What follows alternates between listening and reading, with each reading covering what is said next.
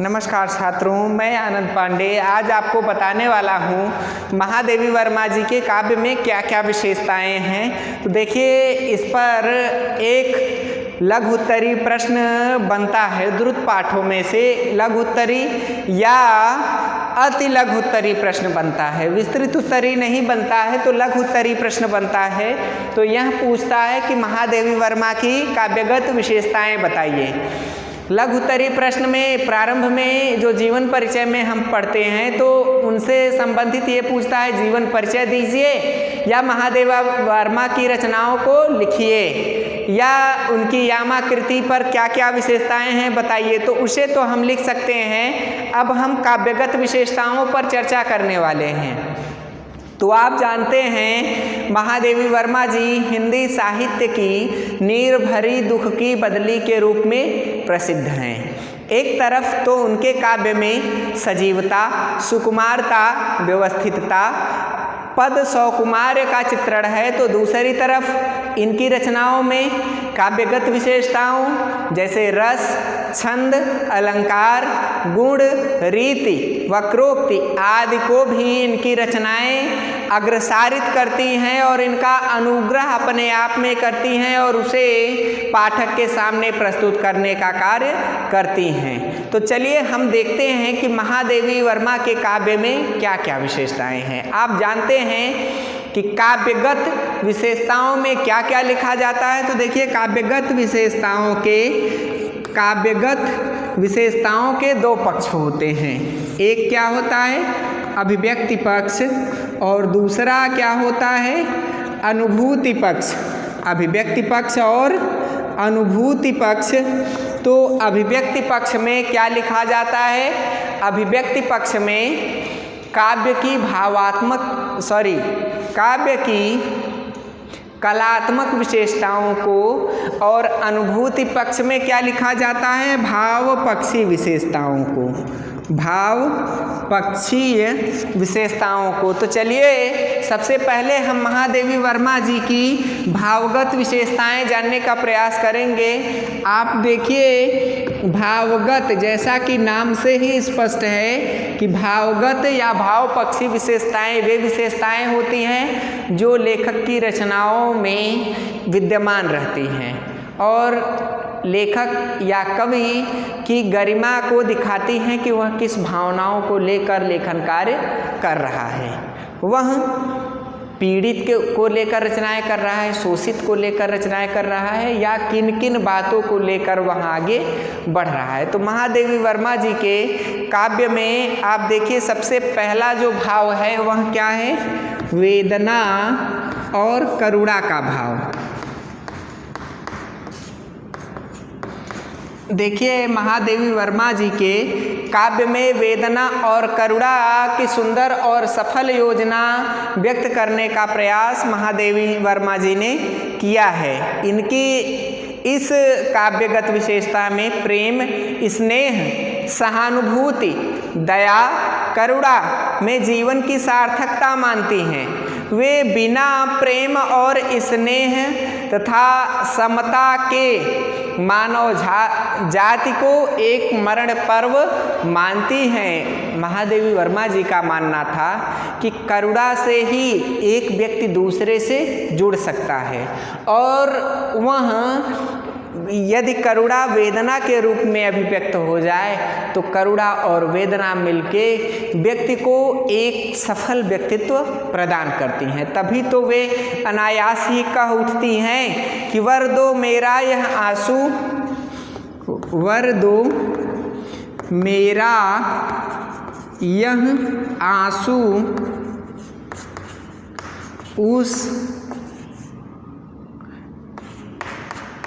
उसकी वरमाला,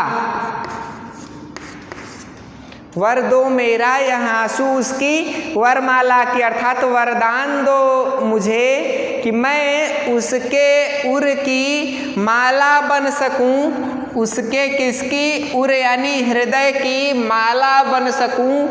तब मैं अपने प्रेमी को एक सार्थक प्रेमी के रूप में बता सकूंगी। प्रिय जिसने दुख पाला हो, कि वही प्रियवर जो जिसने दुख पाला हो उसका हे ईश्वर मुझे ऐसा वरदान दीजिए कि मैं उसके दुख को दूर कर सकूं।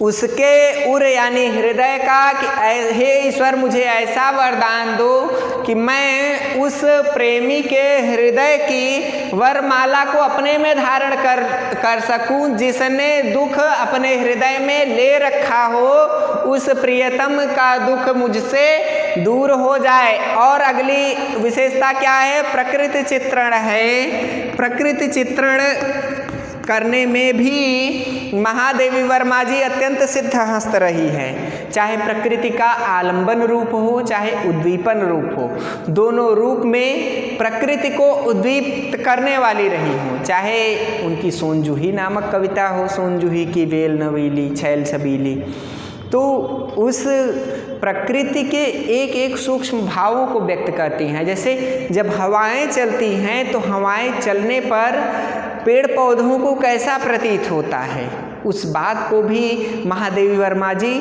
सार्थक रूप से अपने साहित्य की साहित्य में लेखनी प्रदान करती हैं कि वह कैसा स्वरूप है प्रकृति का जो प्रकृति को न समझ सके।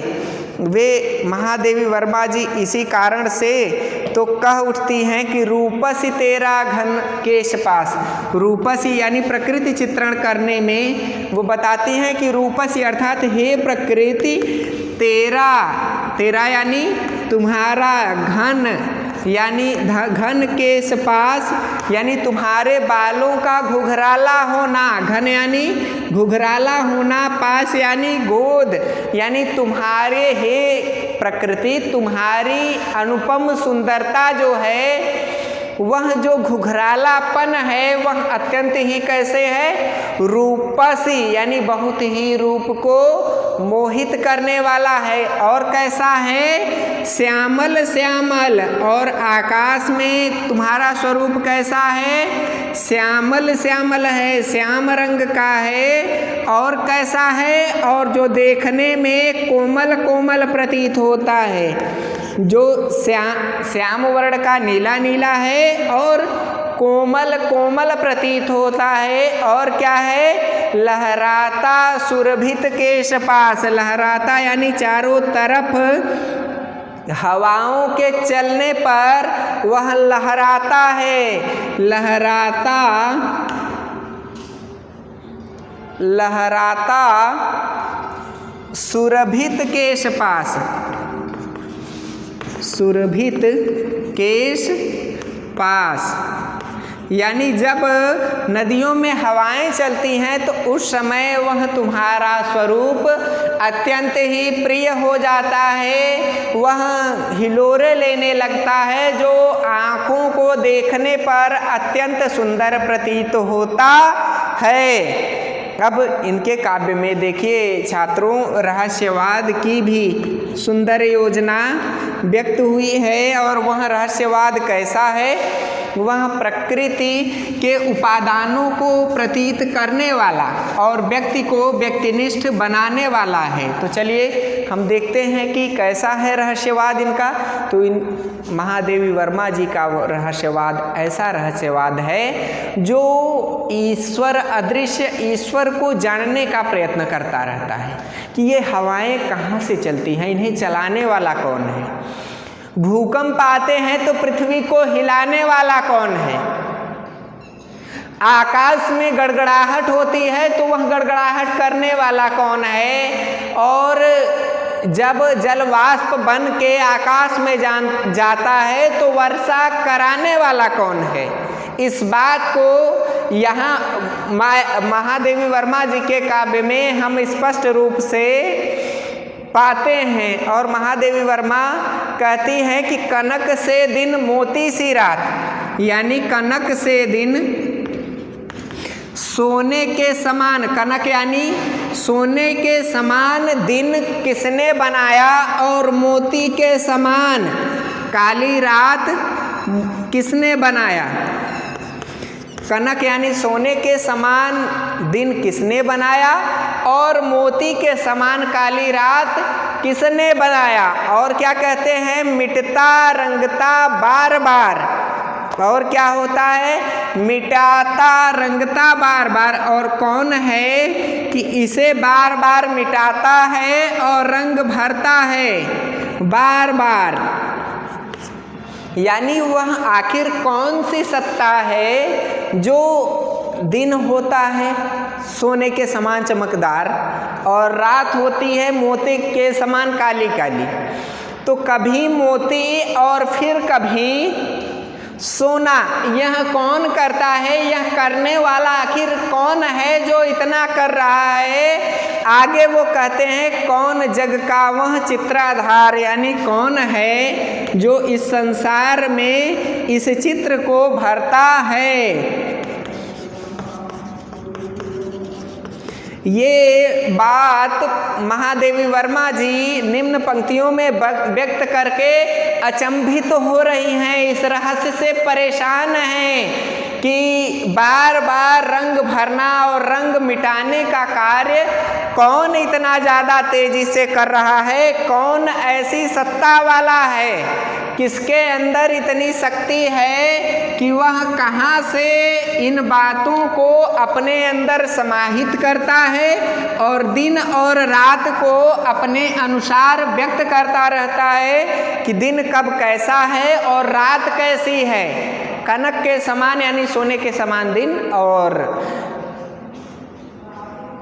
मोती के समान काली रात आखिरकार किसने बनाई है? आगे पंत जी कई उदाहरण देते हैं कि जैसे तुम मुझ में प्रिय, फिर परिचय का चित्रित तू मैं हूँ रेखा क्रम, मधुर राग तू मैं स्वर संगम, तू असीम मैं सीमा का घ्रम, काया छाया में रहस्यमय प्रेयस प्रियतम का क्या अभिनय क्या। अब इसके बाद महादेवी वर्मा जी के काव्य में नारी, स्त्री और प्रेम का चित्रण, स्त्री और प्रेम का चित्रण भी सार्थक रूप में अभिव्यक्त हुआ है कि स्त्री और प्रेम कैसे एक दूसरे के पूरक हैं। स्त्री कैसे पुरुष से लगाव रखती है और पुरुष कैसे स्त्री से लगाव रखता है, उसका चित्रण करने में महादेवी वर्मा जी अत्यंत सिद्धहस्त रही हैं। वे भी एक स्त्री रही हैं, तो उस समय की व्यवस्था में स्त्रियों को मिलने वाले उचित स्थान और अनुचित स्थान को वो भली भांति समझने वाली थी कि स्त्रियों की कितनी दयनीय स्थिति वर्तमान समय में है, अंग्रेजों के समय में, कि बाल विवाह, दहेज प्रथा, पर्दा प्रथा और इसके साथ साथ सती प्रथा भी प्रचलित रही है। तो उनसे कैसे बचा जाए, इस पर महादेवी वर्मा जी अपनी लेखनी चलाती हैं और अपने कलम के माध्यम से स्त्री प्रेम की भावना व्यक्त करती हैं कि लय गीत मंदिर गति ताल अमर। स्त्री कैसी है? लय, और क्या है उसमें? कौन सा गुण? गीत है, और क्या है? ताल है, और क्या है? मंदिर, और क्या है? लय गीत ताल मंदिर अमर इत्यादि गुण स्त्री के अंदर हैं। महादेवी वर्मा जी कहती हैं कि लय गति मदिर ताल अमर, स्त्री की कैसी अवस्था है, स्त्री कितना ज़्यादा घर में अपनी व्यवस्थित कल्पना और अनुभूति बनाए रखती है, उसको व्यक्त करते हैं कि लय गति मदिर ताल अमर, कि स्त्री की जो लय है, स्त्री की गति जो है वो मंद मंद है, ताल अमर। ताल यानी वह जब चलती है तो पैरों के तलवे भी आराम आराम से रखती है, वह उसका अमृतत्व प्रदान करने वाला होता है और घर को वह मंदिर बनाकर रखती है। और क्या है? अप्सरी तेरा नर्तन सुंदर। अब जब स्त्री अप्सरा के रूप में, सुंदरी के रूप में होती है तो वह ऐसा नृत्य करती है, जो लय बज रही हो उसी लय पर वह नृत्य करती है, उसी ताल पर नृत्य करती है, उसी गति पर नृत्य करती है। दो भाव यहाँ व्यक्त कर रहे हैं कि जब वह अप्सरा के रूप में या नर्तकी के रूप में होती है तब भी वह लय गति और ताल पर नृत्य करती है, और वह जब घर में होती है तो घर में भी घर के लोगों द्वारा बताए गए नियमों का अनुपालन करते हुए वह घर की रीतियों का पालन करते हुए अपने जीवन को जीती है, कहीं भी उससे आगे नहीं होती और अतिशय नहीं करती, उसका अंत नहीं करती है। रवि शशि तेरे अवतंस लोल, कि जैसे रवि यानी सूर्य, शशि यानी चंद्रमा, सूर्य और चंद्रमा दोनों का अवतंस, दोनों का अवतार जिस तरह से एक दूसरे से चलकर आगे बढ़ता रहता है, उसी तरह से यह अवतार स्त्री के अवतार के समान ही पुरुष कभी नहीं हो पाएगा, क्योंकि स्त्री जो है वह पुरुष को जन्म देती है। जैसे सूर्य का प्रतिदिन निकलना फिक्स है और प्रतिदिन डूबना, रात होती है और दिन होता है, उसी तरह से स्त्री भी यदि एक बार बालिका से जब वह स्त्री बन गई तो प्रतिदिन सुबह उसे भोजन इत्यादि पकाना पड़ता है, शाम को भी भोजन इत्यादि पकाना पड़ता है।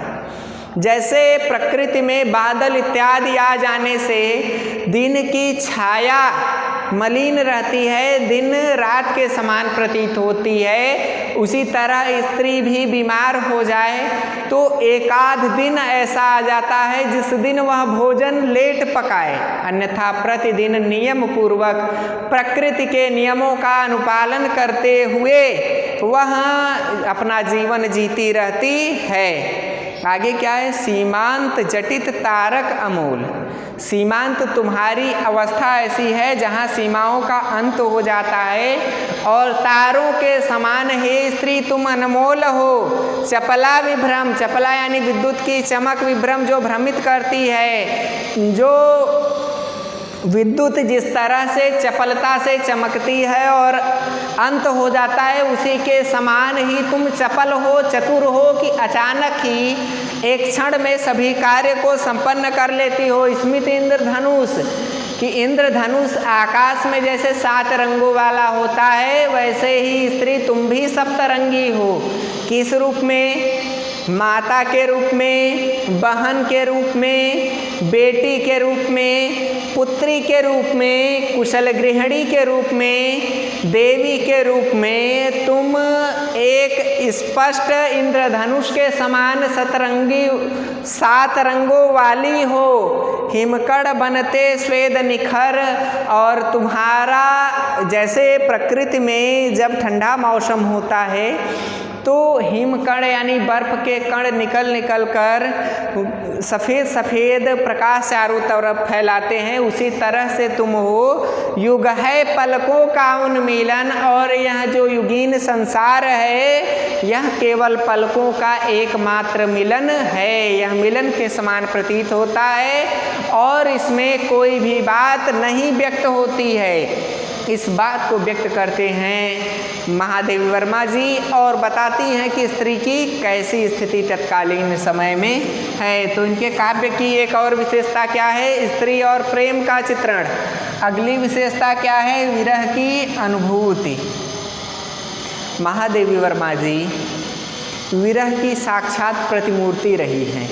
उनके जीवन में भी हम देखते हैं तो इनके पिता की 4-5 वर्षों बाद मृत्यु हो जाती है।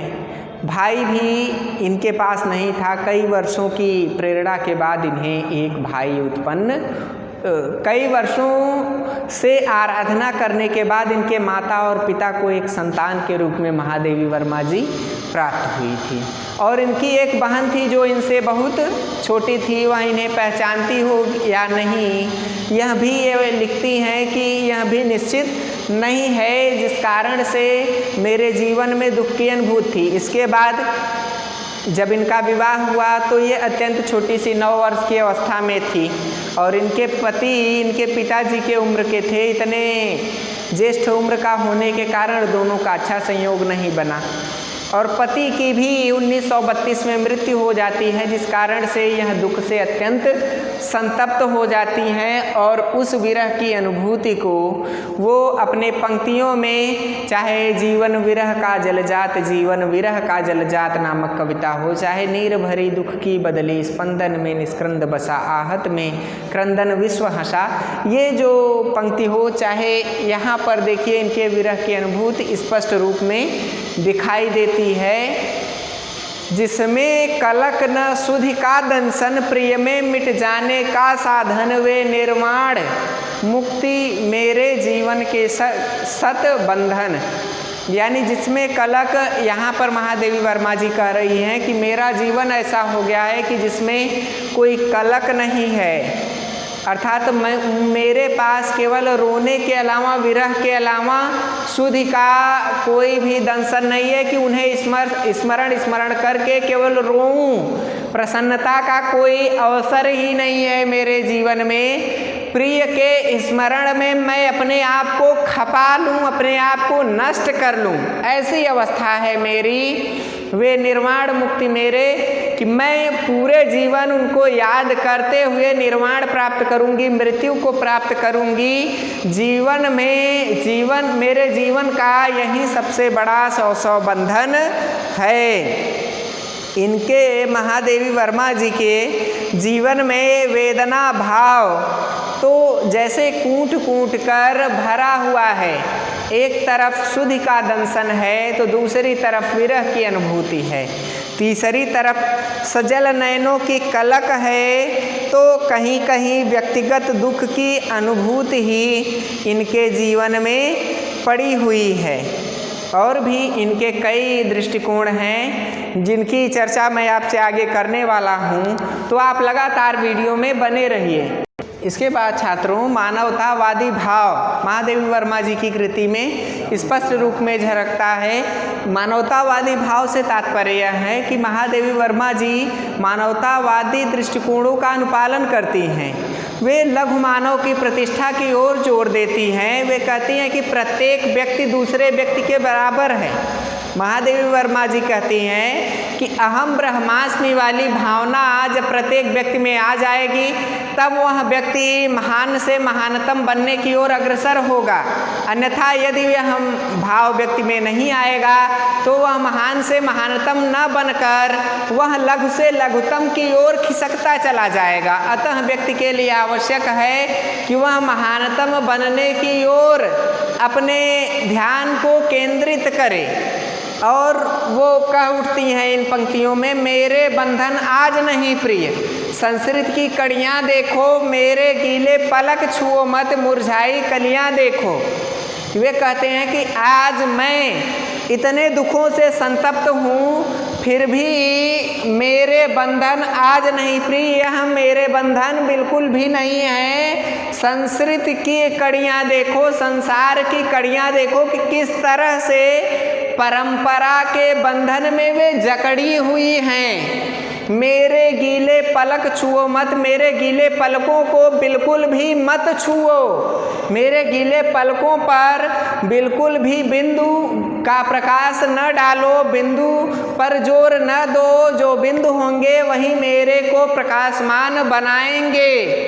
मुरझाई कलियाँ देखो, और मुरझाई हुई जो मेरी कलियाँ हैं, मेरी जो भावनाएं हैं, अस्मिताएं हैं, उन पर थोड़ा थोड़ा ध्यान केंद्रित करो। वे मेरी जो भावनाएं होंगी, वे कलियाँ ही मुझे श्रेष्ठ से श्रेष्ठतम बनाने की ओर अग्रसर करेंगी। मानवतावादी भावना के अंतर्गत महादेवी वर्मा जी कहती हैं कि विश्व अनुभूति एवं करुणा के रूप में चित्रित होकर शब्द शब्द में अलौकिक सुंदरता प्रदान करता है। जन सामान्य के कष्टों को आधार पाकर स्व की परिधि से परे महादेवी वर्मा जी विश्व वेदना में मिल जाती हैं। जन सामान्य के कष्टों से उत्पन्न महादेवी वर्मा जी की संवेदना इतनी प्रखर है कि वे ईश्वरीय वैभव को भी छोटा मानने लगती हैं। व्यक्तिगत अहम को निमज्जित कर समस्त विश्व के समस्थिति में आनंदानुभव करती हुई दूसरों की पीड़ा को देखकर स्वयं भी दुखी हो जाती हैं और कह उठती हैं कि मेरे बंधन आज नहीं प्रिय, संस्कृत की कड़ियाँ देखो, मेरे गीले पलक छुओ मत, मुरझाई कलियाँ देखो। महादेवी वर्मा जी अत्यंत सूक्ष्म से सूक्ष्म व्यक्ति को महान बनाने पर जोर देती हैं और फिर पंक्ति कह उठती हैं कि कर दिया मधु और सौरभ दाना सारा एक दिन, किंतु रोता कौन है तेरे लिए दानी सुमन।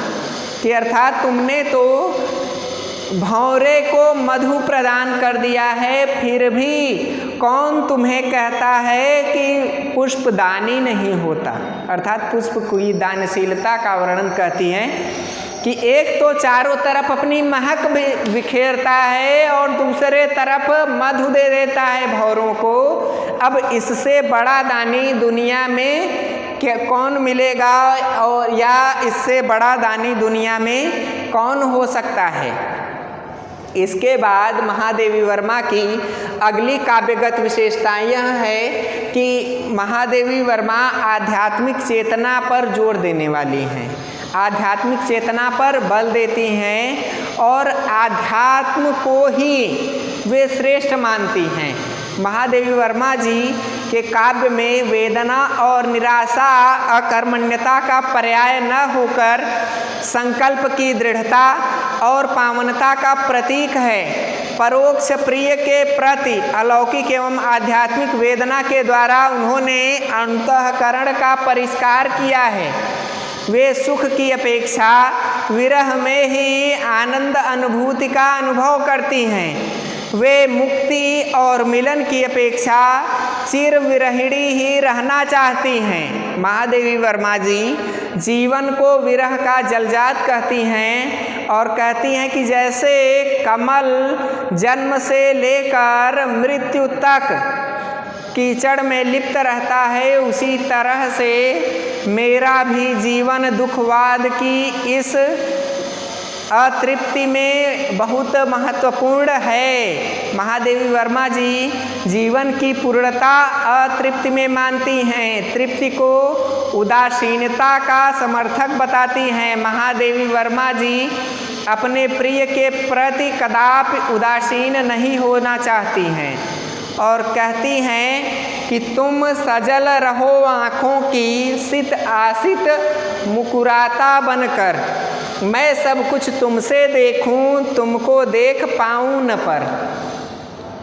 आध्यात्म की ओर बल देती हुई इनकी ये पंक्तियाँ अत्यंत ही सुलभ और साकार हैं कि तुम रहो सजल आँखों की, कि तुम सजल अर्थात जलती हुई देखती हुई आँखों की एक नवीन चेतना दृष्टि हो, जो सित और आसित मुकुरता अर्थात सुंदरता बनकर व्यक्ति के सामने प्रकट होती है। मैं सब कुछ तुमसे देखूं, तुमको देख पाऊं न पर। कि हे ईश्वर, मैं खूब यज्ञ हवन इत्यादि करती हूँ, मैं तुमको देखना चाहती हूँ और पर तुम्हें मैं देख नहीं पाती हूँ, यही मेरा प्रयत्न असफल रहता है। नहीं तो मैं तुम्हें पूरे जीवन अच्छे से देख पाती। और आगे कहती हैं, तुम मुझ में प्रिय फिर परिचय क्या।